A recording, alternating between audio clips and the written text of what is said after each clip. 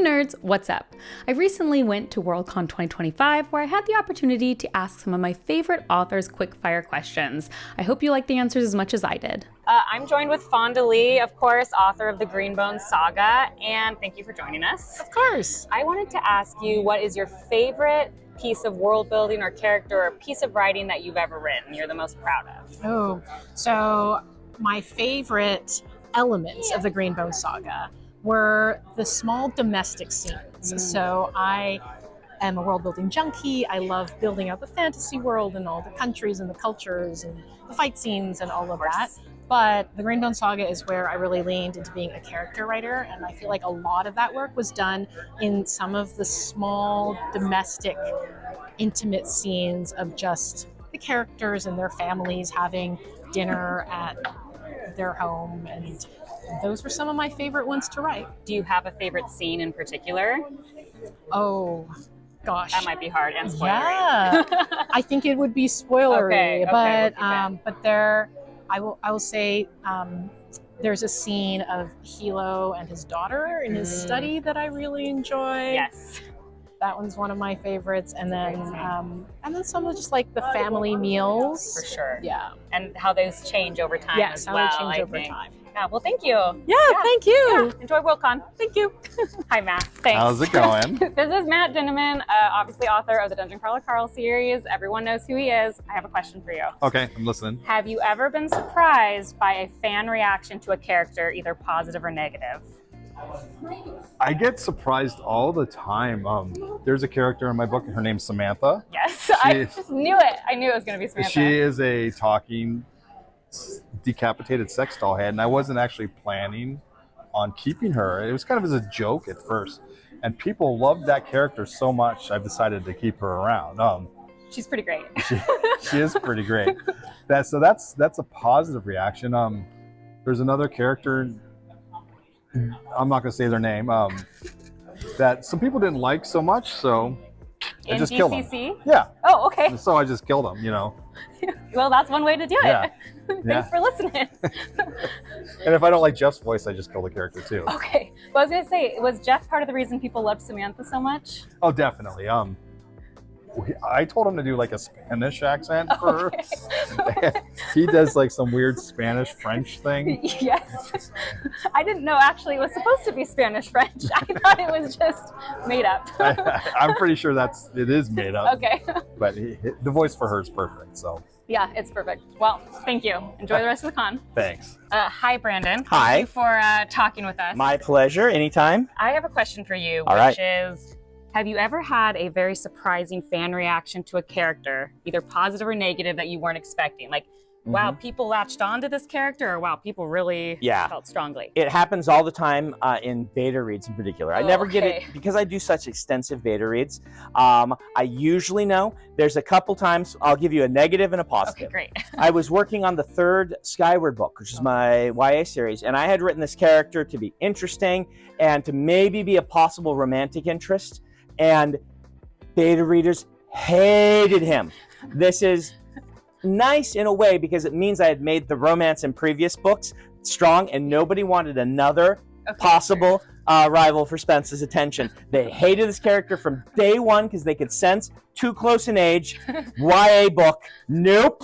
And so I had to rip the whole character out, and I put kind of an older mentor figure into that spot instead because nobody liked him. The one that people like that I haven't been able to even still figure it out is there's a scene in Words of Radiance where a character tries to use the magic for the first time, Shalon, and she tries to build fire using her magic. And she tries to, the way the magic works is she has to convince the object to change forms, and she's trying to get a stick to start on fire. And she cannot, and the stick refuses. And that stick became a fan favorite. The stick, who has no personality and character, but it does say, no, I'm a stick. I'm a stick. She's like, become fire. I'm a stick. Well, to this day, people like still wear costumes as the stick. Yeah. And so anyway, there's two for you. One positive, one negative. Well, thank you very much. My pleasure. Hi, Travis. Thanks for talking with us. This is, of course, Travis Baldree of Legends and Lattes fame. I think I was most surprised by people's reaction to Thimble because he has like maybe 8 words in the book. I didn't expect anybody would pay any attention to him, but the number of tattoos that I have gotten pictures of is actually remarkably high. A huge surprise. Oh my gosh, that is fun. So what are the tattoos? Are they of Thimble or They're of Thimble, they are of Thimble baking, they are of Thimble in an apron, any number of Thimble tattoos on arms, on legs, on other parts of bodies. Oh my gosh, I'm gonna say Thimble kind of stole the show for me too, so I agree. I don't know, I can't tell you why though. It's sad that I can't figure it out. Figure it out for the next book. Exactly. Thanks for chatting. Hi, I'm joined by Peter V. Brett, and with his newest book, Demon King, out in April, very soon. Thank you for joining. Thank you. I am going to ask you, have you ever been surprised by a fan reaction, either positive or negative, to a character you've written? A lot of times. I think what I'm thinking about most lately is in my current series, one of the there is not a neurotypical person in my family. And so I wanted to express that in a fantasy setting. And so I have a lot of autism in my family, and I wanted to have a character that spoke to that. And so Darren Bales, the main character of the Nightfall Saga, his senses are so powerful that they overwhelm him all the time. And it sort of speaks to like what I see a lot of people in my life experiencing. And I was really scared when I wrote it that I would get it wrong, or that I would not be respectful enough to the character and to people's feelings. And then just the love poured in of people that really relate to that character and connected in a way that just filled me with so much joy. That like people feeling seen and that was so moving to me because I was terrified that I was going to get it wrong. And instead you got it like very right. Well, for some people, I mean, obviously, yeah. You know, everybody's mileage varies, but yes. To have people connect to it in a really positive way just meant so much to me. It's an amazing story. Thank you for sharing. Thank you. Hey, Ryan, what was the hardest character you've ever written? Probably Calamvar. And why? The same reason Superman's hard to write. In the setting, they're kind of very hard to kill, and they can kind of do whatever they want. So it's trying to deal with the concept of creating a character that actually has complexity and depth in them that can kind of do anything. And that was definitely the most challenging thing. Yeah, how do you, if they're so powerful, what's going to be the tension? It's the Superman conundrum. Yeah. And it's the idea that like with Superman, you can't hurt him, so you hurt the things that he loves, or you hurt his ideals, or you hurt how he feels. You attack the things you can attack, and that's what I tried to do with Calamvar as well. Yeah, I love it. Thanks. Oh, thank you. Hi, I'm joined with Wesley Chu, who wrote The Art of Prophecy. Thank you so much for being here. I wanted to ask you if you've ever been surprised by a fan reaction, either positive or negative, to a character you have written. All right. I had a fan reach out to me a few years back for The Lives of Tao, and he basically told me that he bought my book at Barnes & Noble the 2 days before the Colorado fires. Okay. And his house burned down. Oh my gosh. I know, right? Not a happy story. But so like for the next week, he had nothing in his possession while he was staying at the local high school, except for The Lives of Tao. Oh wow. And he was saying that like that was the one book that got him through the toughest moment of his life. And he ended up working out and getting in shape because of that book. Oh my gosh, that's a really meaningful story. I know, right? I still keep in touch with him because he's a cool dude. Yeah. Oh my gosh, that's a cool story. Thank you for sharing. All right, thank you. Thank you. Hey guys, I am of course with legend Robin Hobb, author of so many of our favorite Farseer series, Royal Trilogy, Realm of the Elderlings series.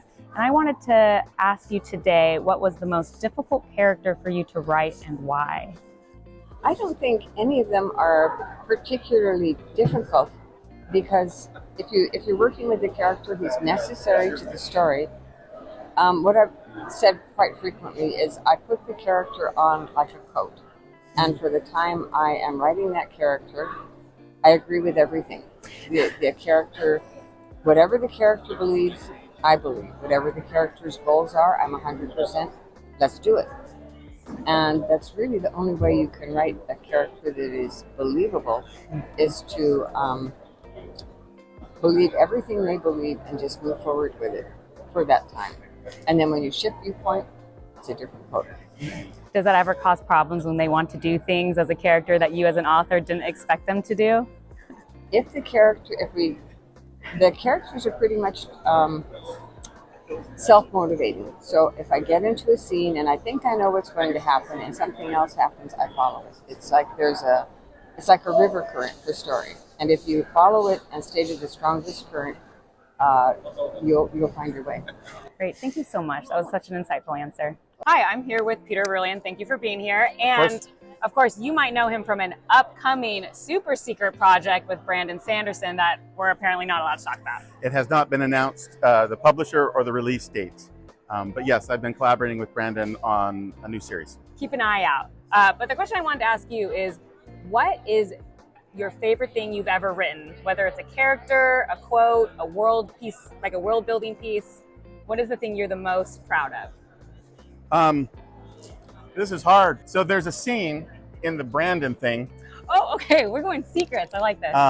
That I wrote that, so let me give you context. Brandon usually does a collaboration. He does it with people who can fill gaps and do things that he himself knows he wouldn't be as good at.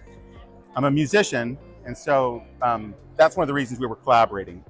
And there's a scene in the book that I wrote from the perspective of a musician that after Brandon had finished reading it, he texted me. I was sitting home, it was Christmas time, and he said, "This is the reason we're collaborating.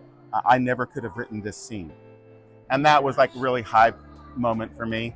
Must have been so validating. Oh yeah, it's one of the best validations I've ever had as a writer. Yeah. So that's my favorite thing I've ever written that I can't tell you much about. But short of that, I recently novelized a concept record from a group by the name of Dream Theater. They're a Grammy Award-winning progressive metal band. And it's sort of a noir, futuristic noir piece that I'm really proud of, and it's done pretty well. Oh, awesome. Thank you for sharing. And I guess we'll have to really look forward to reading that scene whenever we know more. Yeah, more news to come. I'm sure you so Brandon will announce it at some point too. I'm sure he will. Thank you so much. Thank you. I'm here with Lynn Buchanan, obviously author of The Dollmakers, and I wanted to ask you today if you ever had a surprising fan reaction, either positive or negative, to a character in The Dollmakers. Yes, so there's a character in The Dollmakers called Silver, this little creepy doll who likes smiling and winking a lot. And I figured people would be a little creeped out by him, but everyone just loves him. Yeah, he was for sure my favorite character immediately. Like, everyone loves him. He is the favorite. I was not expecting that, like genuinely. You weren't? No. I feel like he was the character that you knew everyone was going to just be in love with. I was like, here's my little creepy doll that I'm just sticking in here. Oh, everyone loves him. Yeah, no. That was like, if you like creepy dolls and Studio Ghibli, that's what I always felt like when I was reading it, for sure. He like belongs and like Princess Mononoke, I felt like. Yeah, he's like a little creepy cute. Like, definitely. Like, but yeah, I've been surprised by how many people love Silver. Awesome. Yeah. Thank you. Yeah. Hey, we're here with Andy Peloquin of Dark Blade fame, and I'm here to ask you a question, if that's okay. Okay. I want to know, what is the hardest character you've ever written, like hardest character for you to write, and why? So it's actually two characters. There are two demons called the Sage and the War Master, and they are sociopath and psychopath. Oh. And finding the differences between the two of them, they're so subtle and nuanced that it's so hard to differentiate them, but in like very specific things, they're diametric opposites. So threading that needle was a challenge, but really, really fun. It makes for really cool villains. Well, what, if you can share it without spoilers, like what is one thing that helped you like differentiate those two things? It's the way that they react to situations. One of them will explode and get violent. The psychopath will go violent and big and loud, and the sociopath, they will often go quiet and dark and scheme. The end result is the same. People are getting in trouble, murder, but the way that they go about it. Okay, awesome. Thank you. Of course. I had such a great time talking to these absolute legends, and I hope you guys tell me in the comments which was your favorite answer or something new that you learned, or if any of these responses made you want to pick up one of these authors' books. As always, if you like this kind of content, please like and subscribe. That is the best way to support me. And if you want to see what I'm currently reading as well as other nerdy rants, you can check me out on Instagram at bookborn.reviews. I'll see you next time. Bye.